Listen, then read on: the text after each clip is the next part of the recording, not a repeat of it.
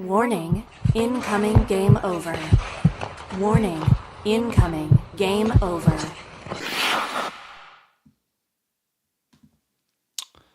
So, that was a game. That was one of the games of all time. Welcome in, everyone, to a very late night edition of Game Over Toronto following another shootout loss to the Sharks. Now, on the one hand, the Leafs are fortunate to get to the shootout, and they salvage a point in questionable effort, I guess, is this the nicest way I can put that. But the other way to look at it is the Leafs have lost both games to the Sharks this season. A Sharks team that won 3 of 14 games coming into this, which is only barely below their season-long win percentage. So we're going to get into all this, what this loss means for the larger context of the Atlantic Division race, how the Leafs looked in this game, all of it. We're going to get into all of it. My name is Zach Payne. I am your host for this evening on Game Over Toronto. Before we get into the program, just a reminder to hit that like button and to subscribe. And if you're on a podcasting platform, make sure you follow us and leave a review. So, welcome in, everyone. The way I always do these shows is I like to start off with a general game recap. So there's a few comments in chat. I will get to them momentarily, but we're going to go through. I apologize. My notes are on my phone this evening. I didn't have a pen and paper with me. So I use my phone to look at chat, so I'm not going to see chat for a couple minutes, but please leave your comments. I'll get to them in the second period when we get into more larger context segments here, but this first segment is going to be all about the game, so let's just dive right in. So before the game, the three things I had highlighted coming into this game, as I said, Sharks had won 3 games out of their last 14. Abysmal, and that's a recipe for disaster if you know anything about the Leafs. The second thing, the Tampa Bay Lightning destroyed the Utah Hockey Club, meaning that a regulation loss would have had the Leafs and Lightning tied, and I believe the Lightning have the tiebreaker.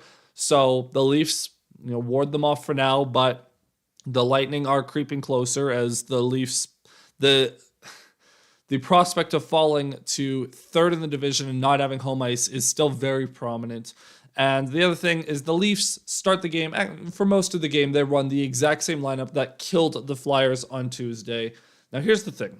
Just before I even get into my notes, is the Leafs have a tendency. We're going to talk about this more. Actually, no, I'll save this because that'll be the second period. So to start this game, the Leafs looked completely flat and uninspired to start this game. The first 8 minutes in or so, the first 8 minutes of this game, the only 2 players that showed up were Scott Laughton and Joseph Woll. And I'll be nice to Joseph Woll right now. He was very good to start the game. That is probably the only nice thing I will say about his performance tonight. He was very good at the start of the game. He weathered the early storm for the most part, but the Sharks eventually break through. The combination of the Nylander, Tavares, McMahon line out there with the OEL Benoit pair, all 5 guys decided that they didn't want to play hockey. They stand completely still, and Tyler Toffoli is wide open backdoor for an easy tap in. Sharks take the lead, and right away, when that goal went in, the mood in Leafs Nation was abysmal because everyone kind of felt it, right? That the Leafs were uninspired, the Sharks came out with energy, and they just looked like the better team. The San Jose Sharks. That is something I'm going to say a lot in this recap here. So I will say Scott Laughton for the first probably 15 minutes of this game was the best skater for the Leafs. He actually genuinely had good plays. Like, the struggle for Laughton has been a lot of plays are dying on his stick so far this season, and he genuinely looked decent. Like, I wouldn't go so far as to say he looked fantastic, but he certainly looked okay, which is, insane improvement from where we have been, and he would be rewarded with it later. The Nylander line, they were terrible defensively on that first goal, but they were had the first great shift of this game. They had multiple fantastic chances, and I had wrote that maybe this would give them their legs back. Then later in the first period, the Leafs on the power play, the Sharks have a chance to clear it, and Matthew Nyes, with just a beautiful stick lift to keep the play alive, throws a beautiful no-look pass across the ice to William Nylander, who buries his 41st goal of the season. That is a new career high for Nylander, and the Leafs power play stays humming. Now, there was a hiccup in this game, but the Leafs power play still been very good in the month of March, which is a far cry from what we've gotten in previous years.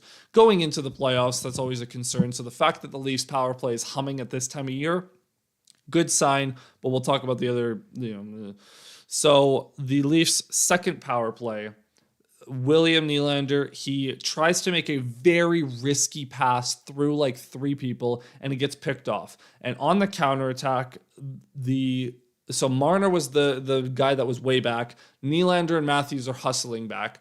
I think it was Barclay Goodrow was driving the middle of the ice, and he takes Marner out of the play, and Nylander, that's his guy, so he's back checking too. Matthews, he gets a stick on the other Sharks forward, but he's unable to disrupt the shot.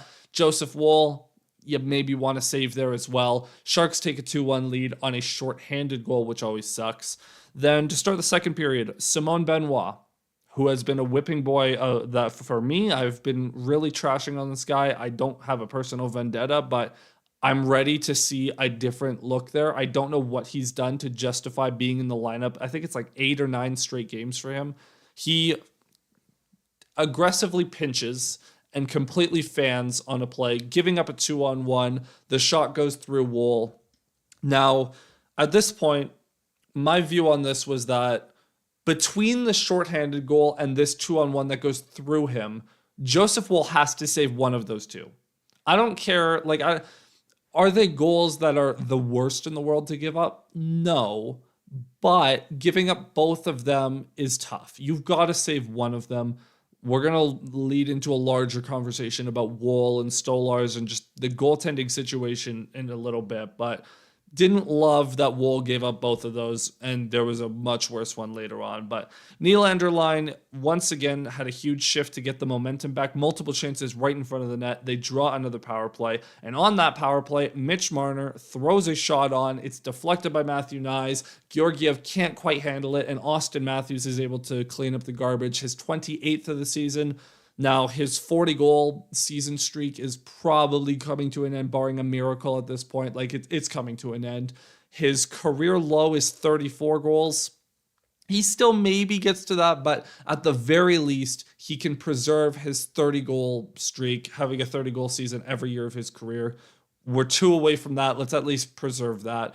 I will say, not a good Austin Matthews game. We'll talk about that in a second as well. So the Leafs at that point were 8 for their last 12 on the power play. I think they're 8. I think they got one more, so I think they're 8 for their last 13 on the power play. Absolutely fantastic. What more can you ask for? You're over 50%. That's fantastic. The unfortunate thing, though, so at this point, it's 3-2. Joseph Woll. Now, again, I'm going to talk about him a little bit later about this, but he has always been a little bit sketchy when he plays the puck. Just nothing too crazy, but he just makes me a little uncomfortable when he plays the puck behind the net sometimes. And on this play, he tries to get cute. The puck rolls into the crease, and he kind of does I think he thought that he did a head fake. He looks off Tanev, and it looks like he's trying to shoot it up the ice. And instead, he shoots it right off William Eklund and in. Can't happen. I don't know what else to say, man. It can't happen. I love Joseph Woll. I am as big of a Joseph Woll fan as you'll find. I've been a big believer of him since his Boston College days. Can't happen. The only saving grace the only cope I have to offer, maybe this will scare him out of all of these sketchy passes that he makes, because if that kind of goal happens in the playoffs, I'm going to lose my mind, because it is the biggest weakness in his game, which is weird to say that the biggest weakness a goalie has is playing the puck. But genuinely, every time Joseph Woll plays the puck, skates out with it and is standing straight up, I get an anxiety attack, because it is so needlessly scary every time he does it. And he tries to get cute, doesn't work out. And just like that, the Leafs are down 4-2. So a short while later, The Leafs' fourth line of Steven Lorenz, David Kampf, and Calle Jarnkrok, they have a fantastic shift. They're getting in on the forecheck. They're actually generating good chances. And because it's the second period, they're able to get a change off. And on that change brings on the third line. Scott Laughton swings in behind the net, forces a turnover. Puck comes back to the point. Laughton cycles back to the point, takes a big booming slap shot from the point, and it goes in. Thank the Lord. Scott Laughton finally buries his first goal as a Toronto Maple Leaf. Now, I wish the outcome of the game would be a little bit better so we could celebrate a little bit more, but it is so relieving that Laughton got that monkey off his back. Hopefully, this will lead to more confident play from him. I thought this was his best game as a Leaf so far. I want to see it against a better team, but very good, positive step for Laughton there. We'll see if he could build on it. Then Austin Matthews, I didn't mention this earlier, but on the penalty kill, Matthews had a brutal giveaway where he had an easy clear. The puck's on his stick. No one's around him. He has a chance to clear. Instead, he gets cute. He tries to make a move, and he loses it, allowing the Sharks to keep possession. Okay, that's bad giveaway number one. This giveaway was even worse. At the offensive zone blue line, Matthews throws a no-look backhand pass across the offensive zone blue line. Will Smith picks it off. He goes all the way down the ice, and he hits the post. Now, Matthews, to his credit, did have a decent back check on this play to make sure that Smith couldn't cut across Wool's face, and he had to shoot it. Wool was slow to react to that one. That was a horrible giveaway by Matthews. It was just bad. It was all the way bad. And then to top it off, Max Domi at the end of the second, very weird sequence where he takes a roughing penalty and a 10-minute misconduct, dropped the gloves for no reason. I was very confused why he did that. But so he was unavailable for half of the third period. The Leafs killed that penalty off, but shortly into the third period, Nick Robertson takes a stupid tripping penalty, as he's been prone to do as of late, and the Sharks effortlessly work through the Leafs penalty kill. They slice it up, going across the seam. Tyler Toffoli buries his second of the game, makes it 5-3, and at this point, I fully planned out the show. I was like, okay, the Leafs are going to lose in regulation. The time was winding down. We got to like 5 minutes, 4 minutes. I'm like, yep, the Leafs lost. A power play didn't work out towards the end of the game. And I was fully just conceded, and I was ready to rip into this team for how bad they looked against a bad team once again. The same way they did against Nashville and the same way they did against San Jose the first time. And then a miracle happened. 6-on-5. Now, Mitch Marner, off the faceoff. Earlier in the game, he throws it on. The deflection allows Matthews to pick up the rebound and bury it. This time he floats it on. John Tavares chips it, goes straight in. Okay. With just under a minute left, it's a 1-goal game. Still probably going to lose that game, but hey, you got a stat pad and goal. Cool, good for you. Short while later, I believe it was William Nylander sends a beautiful cross-seam pass to Austin Matthews. Austin Matthews with a beautiful one-timer. And Georgiev makes an absolutely incredible save. Incredible save. But Austin Matthews doesn't just shoot it and go and just throw his hands up in the air. I tried. No. He hustles after his own rebound. He gets behind the net, hands it to Marner. Great pass across to Nylander. He shoots. He scores his 42nd of the year in a stroke of an absolute miracle.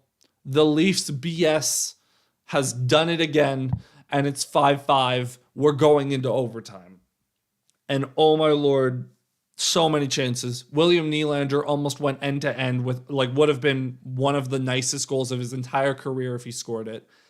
Can't get it by Georgiev. Bobby McMahon had a breakaway, took a bad shot attempt. It was not great. Austin Matthews hit the post and made Chris Cuthbert say goal on the broadcast, which pissed me off because he gave me hope. And then in the dying seconds, Mitch Marner walked through everyone and just missed high. Leafs had chances, ultimately couldn't bury any of them. The Sharks had chances too. It was a very exciting overtime. I do want to emphasize that.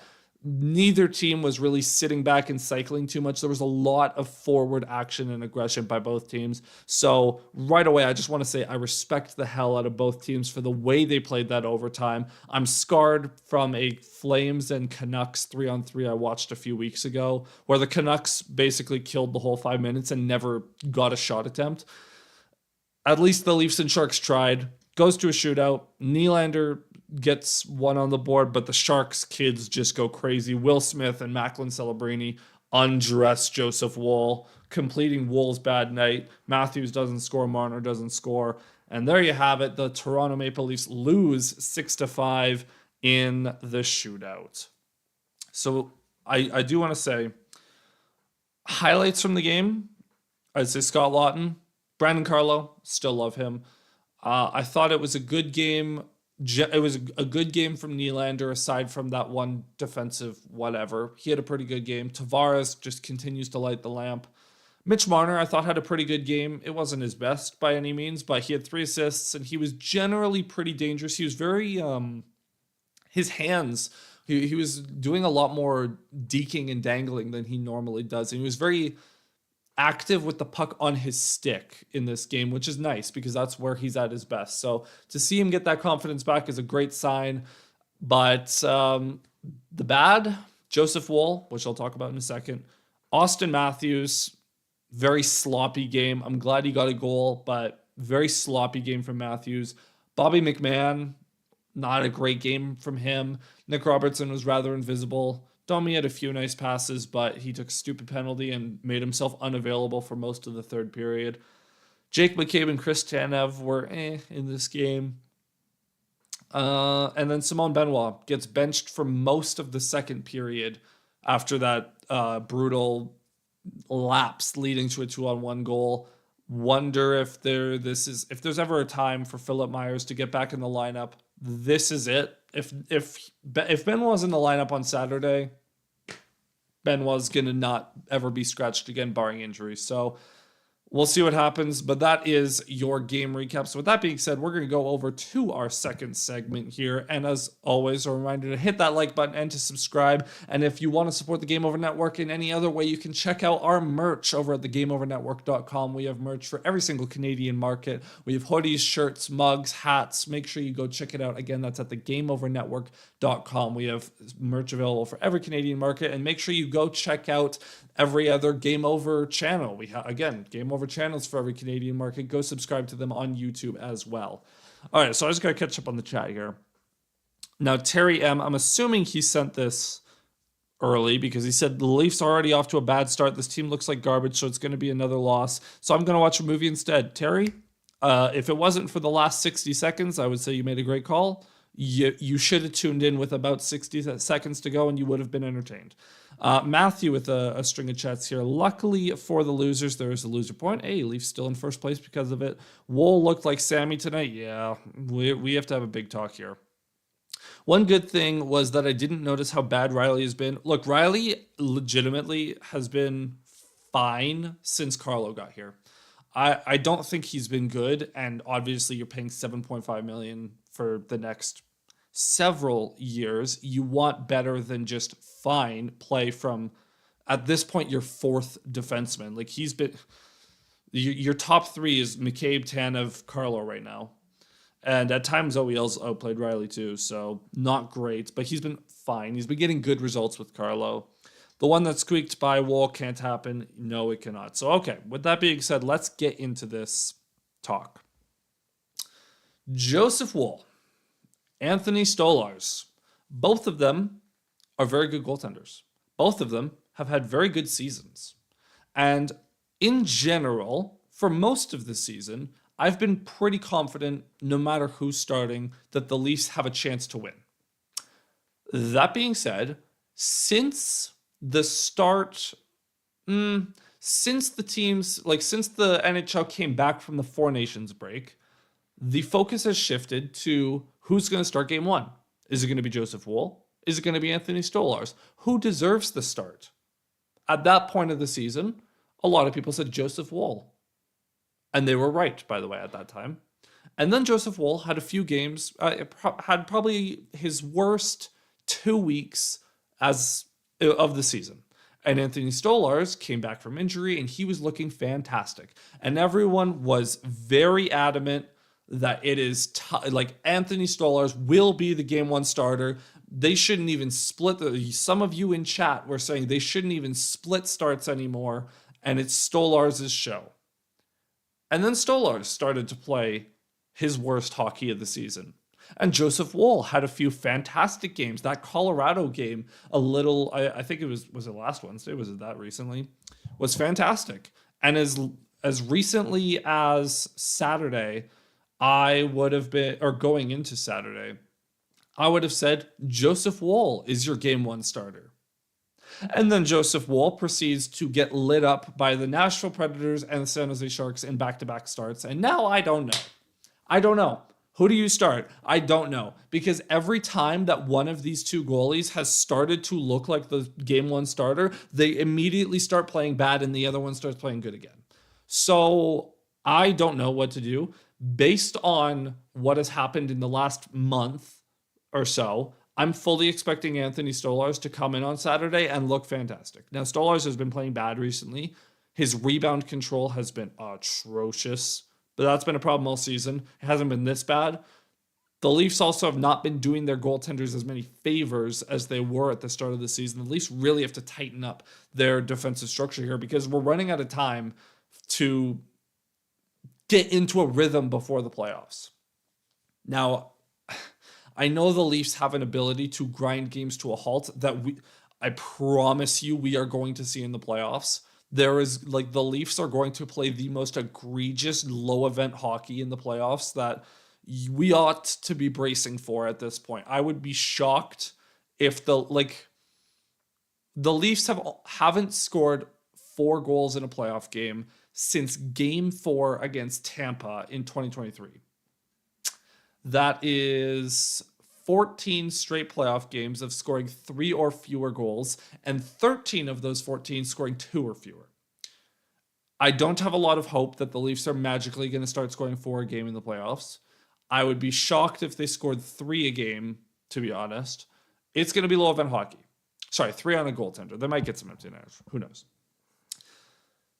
So you are going to have to rely on your goaltenders and your defensive structure to win you playoff games. Based on the body of work that Joseph Woll has put forth in the playoffs so far in his career, it's only about 5 or 6 games, but in those games, he has clearly elevated his game. Anthony Stolarz is a very unproven commodity in that regard. So I don't know, man. I still split them the rest of the season. I'm begging one of them, please grab hold of this position and run with it. I don't know if it's going to happen. We're just going to have to take it. It's going to be a game-by-game thing, and it's going to come down to these final, 10 games? Or are we inside of 10 games at this point? I don't even remember, dude. We have 10 games remaining. So, yeah. Each of them gets 5 and ride the hot hand into the playoffs, I guess, man. I genuinely don't know. Benoit got benched tonight. Maybe time to try Myers. Absolutely. It's beyond time to try it because we need to get OEL back on his strong side. And if Myers and Benoit are both replacement level, I want the right-handed guy because in the offensive zone, when you're pinching, it makes such a difference. And just being able to get passes up the ice, it's so much easier on your forehands than on your backhand. So I would love to have 3 righties and 3 lefties. When's the last time the Leafs had legit 3 righties and 3 lefties in the playoffs? I actually don't know. Would it have been... Who'd they have against Washington? It would have been Polak to start the series. Zaitsev came in after Polak. Got hurt, though. So it would have been Zaitsev... Was Hunwick still there? I don't know. The point is, it's been a long time. Because after that, they had Hainsey, and then they had... who would Riley's partner? It would have been Hainsey for a few years. In 2020, Riley would have been playing with Brody. So I don't know. Do you keep Robertson in the lineup? Man. I don't know. I think... I want to try these combos one more game. If they don't look that if it's a top 6 heavy show on Saturday, I would be willing to try Lawton, Domi, Yarncroke, Lorentz, Kampf, Holmberg and give Robertson a night off. If Patches is still, I would like to bring up Steve's. Robertson out. Steve's, I would like to give another shot. Patches, bring him up later. Bring him up in the question segment because we got to talk about that. Because Berube said some things earlier that we got to get into. Okay, I'm going to turn us over to our third segment now. Sorry, that was a bit of a short segment. This will be a shorter segment too. It's going to be a shorter show in general because it's late. It's a late night, man. We don't got to go too crazy. The Leafs lost in a shootout. It was exciting, but we don't got to get too deep. So this segment here, this is more of a observation of the Leafs as a whole over the last 8 years. Well, I'll say 7. This didn't happen as much in the kids' rookie years, but the Toronto Maple Leafs are a very good hockey team. Very good hockey team. They're not quite elite because they've won one division title in the Canadian year, which doesn't even count, and they lost anyways. They are routinely in the top 10 of the NHL, top 12 at worst. They are routinely in the playoffs. Now that Boston is going to miss this year, by the way, loving the Bruins' downfall. Now that the Bruins are going to miss this year, the Leafs have the longest active playoff streak in the entire league. That's impressive. That's very good. That's worth celebrating. That is something to sit back and acknowledge. Hey, that's very impressive. We don't talk about what happens in the playoffs, but we can at least say they make it. The one thing that this Toronto Maple Leafs team has done over the years, though, that has held them back from being elite and having softer first-round matchups and having a better chance to go on a run, is they have this incredible ability to match the level of their competition. Now, what do I mean by that? If they are playing the Winnipeg Jets this year, for example, this didn't happen by Christmas, but the first was it the first Jets loss of the season or something? It was the Leafs, because of course it was. The Jets were on a crazy win streak and they were first in the NHL. The Leafs were not doing so hot, but hey, whenever the Leafs aren't supposed to win, whenever the odds are stacked against them in the regular season, they win. Because why not? Or even if they don't, it'll be a very competitive game. The Leafs very rarely get blown out by good teams because whenever there's a good team on the schedule, they get up for that game. They're ready to go. However, the flip side of that is they also have this incredible ability to play down to competition. As you have seen in the 2 Sharks games, the Leafs are lucky to get 2 points out of the season series against the San Jose Sharks. The same, okay, let's have some fun here. The San Jose Sharks are dead last in the NHL. They've actually won 2 in a row. Good for them. They beat the Bruins on Saturday and they beat the Leafs now. They have 19 wins on the season. So, essentially, it's over this, but 10.5% of the Sharks' wins are against the Leafs. Over 10% of the Sharks' wins this season are against the Toronto Maple Leafs. They play twice. So, that's embarrassing on its own. The Leafs are lucky to get 2 points out of the season series with the Sharks, which is just an absolutely insane statement. They should have lost a regulation tonight. Yeah, whatever. They should have got a point against them the first time. Whatever. Doesn't matter. You lose both. Be happy with the 2 points because you didn't deserve them, and it's embarrassing. You also just lost to the Nashville Predators pretty badly as well, in regulation. So you beat the Predators in Toronto. You lose to the Sharks. Here, let's go through the whole bottom of the league here. So the bottom 3, the Sharks, the Blackhawks, the Predators. You play all of them 2 times. Now, the Leafs, I think they took care of business in both. Yeah, they take care of business against the Blackhawks. Great. You win those 2. Against the Sharks and Predators, you go 1-1-1-2. It's not good. It's not good. You lose 3 of those games.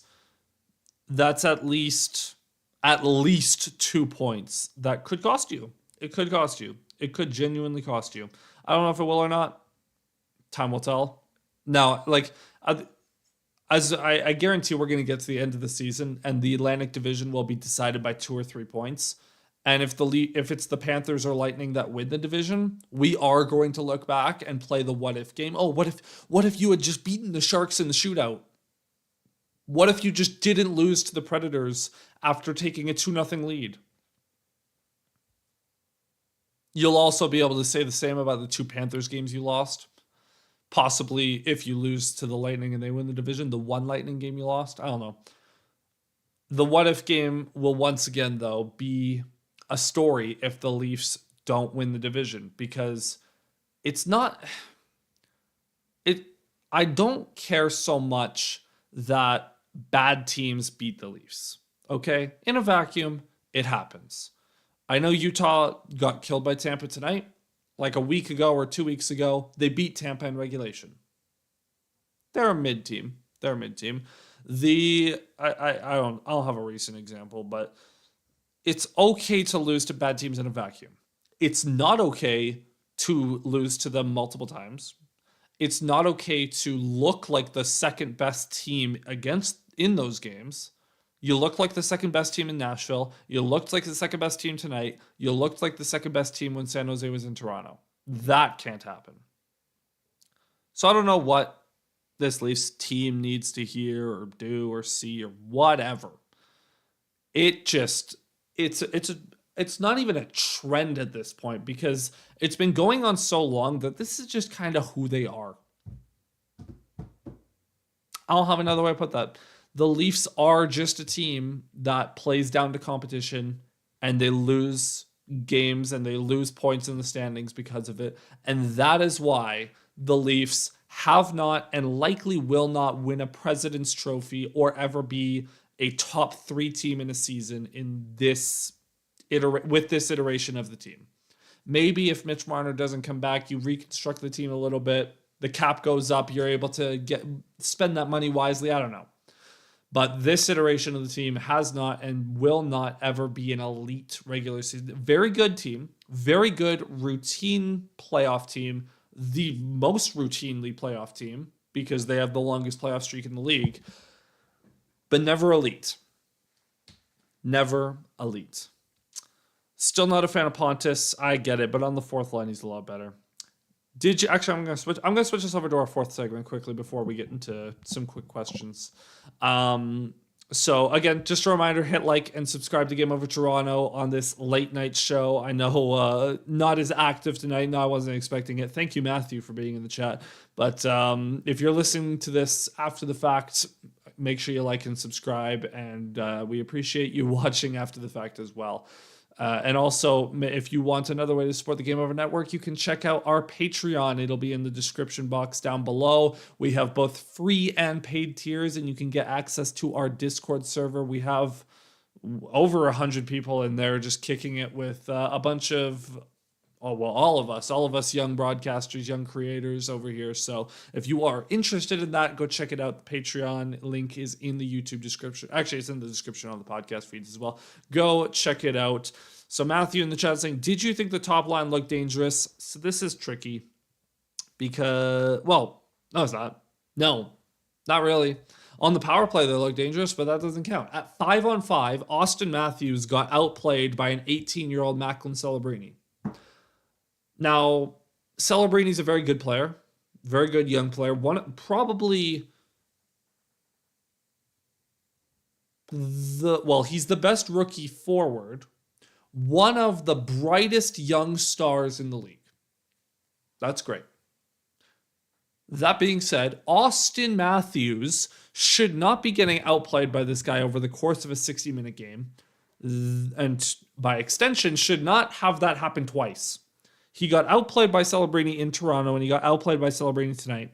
That can't happen. I think the top line was at around like 30% of the shot attempt share, or is that expected goals? Hold on, time to Twitter, because I know Anthony Petrielli of Maple Leaf Hot Stove was tweeting. So yeah, So the Leafs top line got caved.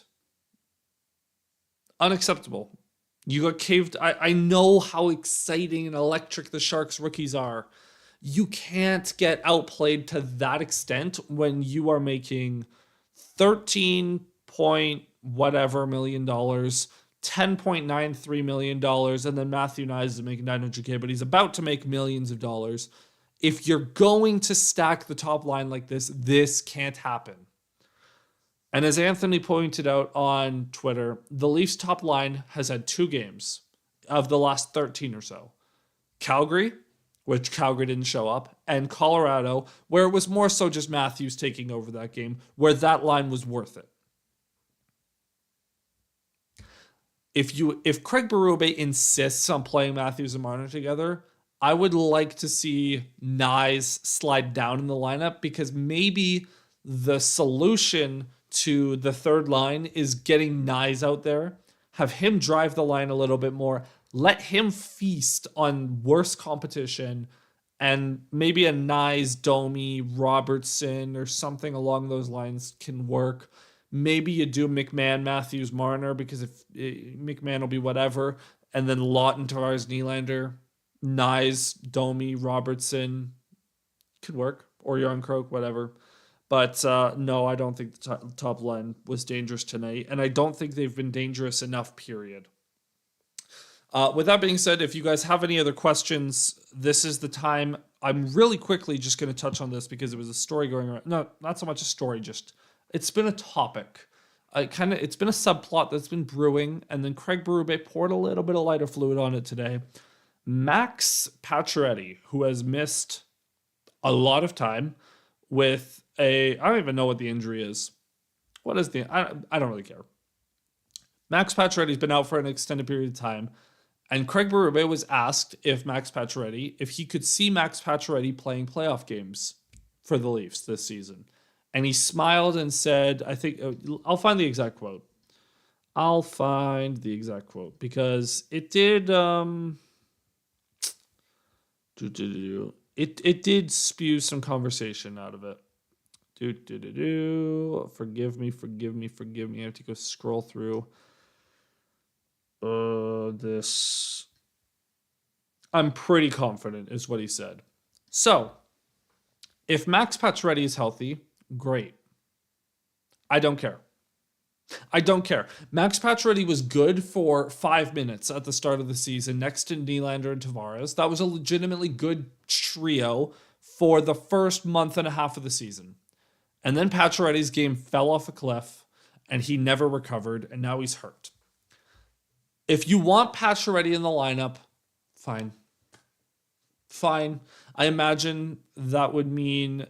Well, sorry. I imagine that would mean Robertson is the guy coming out, and Yarncroke gets bumped up. Because if Max Pacioretty plays anywhere higher than the fourth line, Craig Berube is on drugs.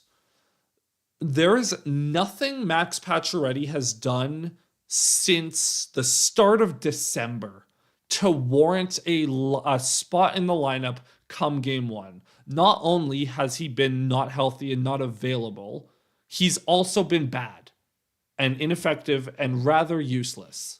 So I don't know what if you don't want Holmberg in the lineup, fine. You can put Pacioretty on the fourth line for game 1. And if it goes well, game 2, whatever.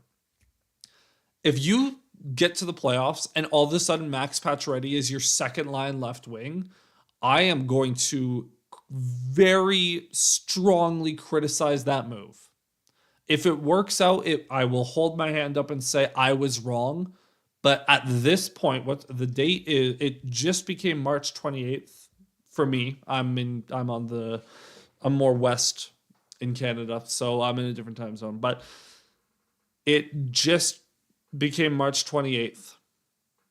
So sitting here at this point in time, Max Pacioretty should not be in the playoff lineup, and I am fully willing to be wrong about that. If he proves me wrong, cool. But I have a lot of skepticism that he will.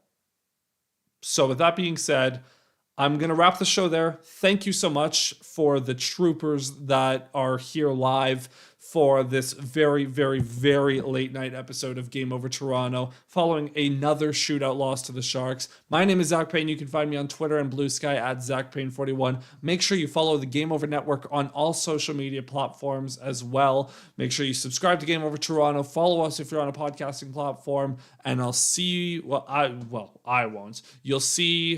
Who are you guys seeing Saturday? I remember. Someone will be back on Saturday for the post game. I will be back on Sunday for that stream against the Ducks. So thank you so much, everyone, for tuning in, and I'll see you guys next time. Cheers.